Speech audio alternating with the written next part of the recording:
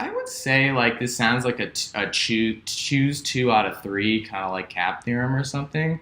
And so I think that personally that decentralization is like it is a totally a thing, but like the truth is like nothing is perfect, and like even Bitcoin and Ethereum like they're like old boys clubs of like miners that sort of run the shots, and Blockstream is kind of like this you know I don't know. It kind of reminds me of like some mobster. But anyway, so yeah, so the TLDR here is that the only compromise we make is that we have come up with a governance model that uses elective democracy, and like accountability with rewards for individuals to have extra responsibilities.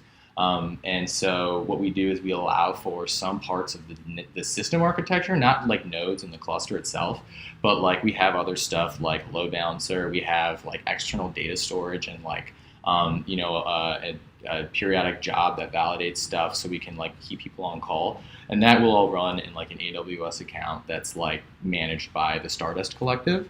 And node operators will, basically be like elected people who like have a responsibility, and if you do a good job, you get extra stuff, and vice versa. So that's kind of the approach there. And in terms of so it's basically like sacrificing scalability, Security. and what's the other one? Um, Oh, decentralization. yeah.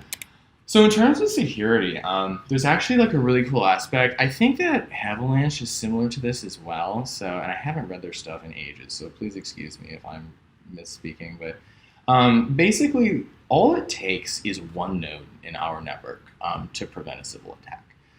Literally, if one node has not been compromised, or been a part of some kind of like collusion attack, this would mean that operators have to get together and deploy code that is like not the correct source code. All it takes is one, because the fact that any kind of action that could be seen as like invalid to invalidate a chain state is stored directly in chain. So if you try to read back the state of nodes who perform a civil attack, it will be read back as an invalid state.